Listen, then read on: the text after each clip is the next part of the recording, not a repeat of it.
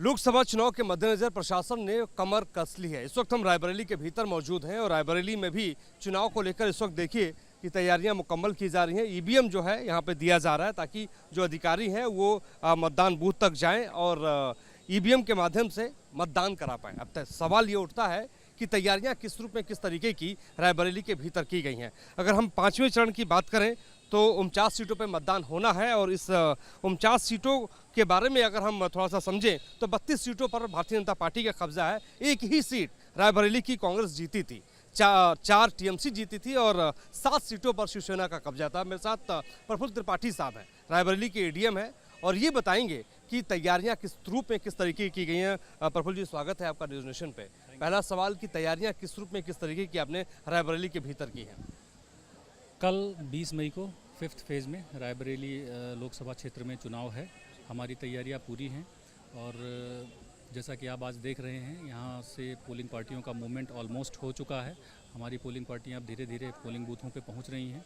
हर तरीके से हमने तैयारियां की हैं, चाहे वो जब वोटर लिस्ट के संबंध में था उस समय हमने अधिकतम जो भी हमारे यूथ या युवा वोटर हैं उन लोगों को जोड़ने की कोशिश की है। हमारे लगभग 18 लाख वोटर हैं जिनमें 33,000 से अधिक युवा वोटर हैं। तो यूथ वोटर्स को भी हम लोगों ने इस बार जोड़ा है, अधिकतम लोगों को जोड़ा है और ज़्यादा से ज़्यादा स्वीप के कार्यक्रम चलाए हैं जिससे कि वो लोग अपने घरों से निकल के और कल अपने मताधिकार का प्रयोग करें और इस लोकतंत्र को और मजबूत बनाएं। इसके लिए हम लोगों ने एक नारा भी दिया था कि रायबरेली का यह अभियान इस बार 100% मतदान, तो उसके दिशा में भी हम लोगों ने काम किया है। बुलावा टोली भी हम लोगों ने बनाई हुई है। मतदान के दिन धूप और लू से बचाव के लिए भी हम लोगों ने पर्याप्त व्यवस्थाएं कर रखी हैं। शेड की व्यवस्था कर रखी है बूथों पे, पीने की पानी की व्यवस्था कर रखी है, दिव्यांगों के लिए भी पर्याप्त व्यवस्था है, वहाँ पे व्हील चेयर की व्यवस्था कर रखी है, एएमएफ के तहत रैंप वगैरह की भी व्यवस्था हो गई है। तो एक तरीके से हमारी तैयारियाँ पूरी हैं और अब कल हम लोग ये पूरे तरीके से मुतमईन हैं कि कल शांतिपूर्ण मतदान हम लोग सुनिश्चित कराएंगे। अच्छा, ये बड़ा आपने महत्वपूर्ण जानकारी हमें दी है। अगला सवाल आपसे ये होगा कि कुल कितने मतदान केंद्र बनाए गए हैं और कितने संवेदनशील हैं? कुल हमारे 2236 मतदेय स्थल हैं और जिनमें 307 क्रिटिकल बूथ हैं। तो 307 क्रिटिकल बूथ हैं, उन पे हम लोगों ने जो स्पेशल सिक्योरिटी मेजर्स हैं वो कर रखे हैं, जो आयोग के गाइडलाइन है उसके अकॉर्डिंग ही कर रखा है। तो हमें पूरी उम्मीद है कि वहाँ पे किसी प्रकार की कोई समस्या नहीं होगी क्योंकि वहाँ पे ऑलरेडी वेबकास्टिंग की भी व्यवस्था की गई है, वीडियोग्राफर भी रखे गए हैं, माइक्रो ऑब्जर्वर्स अलग से लगाए गए हैं। तो पूरे जो सिक्योरिटी के मेजर्स हैं जो आयोग के हैं उसको हम लोगों ने पूरा कर लिया है वहाँ पे। ये भी महत्वपूर्ण जानकारी है। मैंने दिल्ली में मुख्य चुनाव आयुक्त से सवाल किया था ईवीएम को लेकर, ईवीएम की सुरक्षा को लेकर। उन्होंने कहा था कि ईवीएम बिल्कुल सुरक्षित है। ईवीएम की सुरक्षा को लेकर क्या आप लोगों ने यहाँ पे जो है तैयारी? जो आयोग की गाइडलाइन है उसके अकॉर्डिंग हमारी सारी तैयारी है। सुरक्षित है ईवीएम? अच्छा, एक और लास्ट सवाल करूंगा क्योंकि आपको बहुत सारा काम है। पैरामिलिट्री फोर्सेस की भी यहाँ पे तैनाती आप लोगों ने की है। खासतौर पे जितने भी ईवीएम यहाँ से आप लोग निकाल रहे हैं वो कहाँ जा रहे हैं और क्या स्कूल में ही रात को अभी वो रुकेंगे या यहीं पे ईवीएम रहेंगे या अभी से ईवीएम के जो दल हैं उनको आप रवाना कर दें?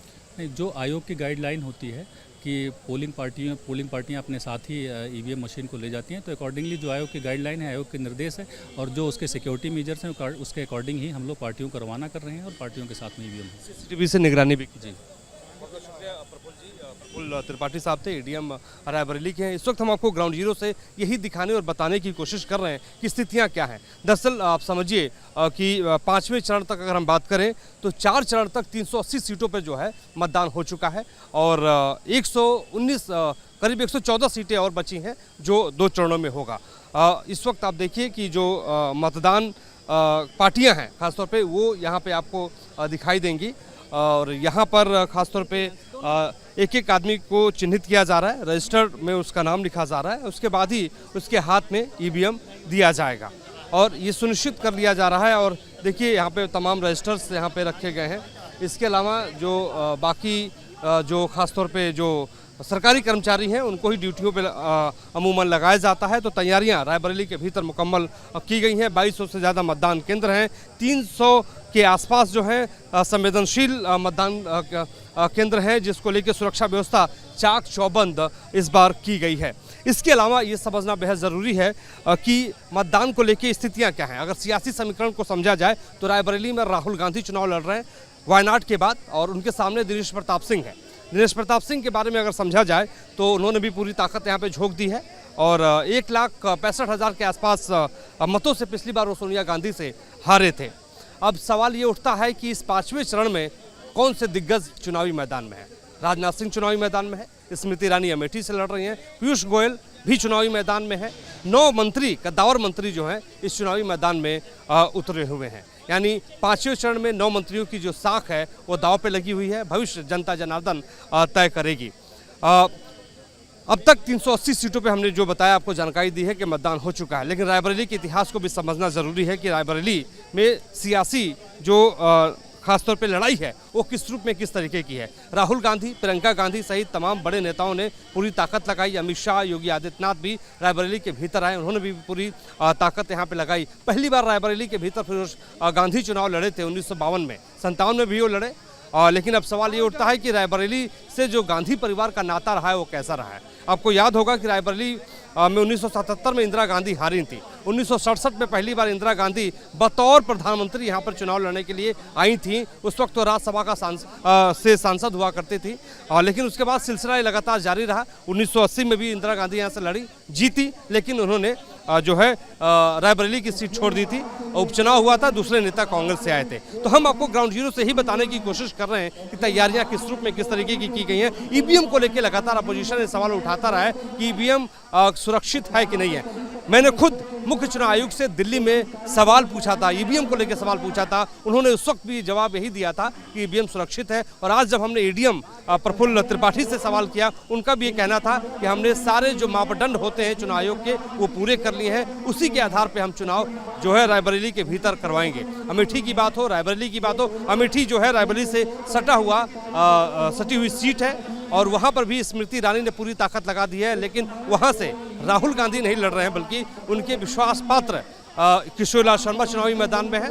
और सवाल ये उठता है कि बिन राहुल अमेठी कैसी। तो बिन राहुल अमेठी ऐसी कि राहुल गांधी ने वहाँ जाके बोला कि अमेठी तो मेरे दिल में बसती है, 100 रुपये का काम रायबरेली में करूँगा तो अमेठी में भी 100 रुपये का ही काम होगा। तो सवाल ये भी उठता है कि किशोरीलाल शर्मा लड़ कैसा रहे हैं चुनाव। उन्होंने भी पूरी मेहनत की है।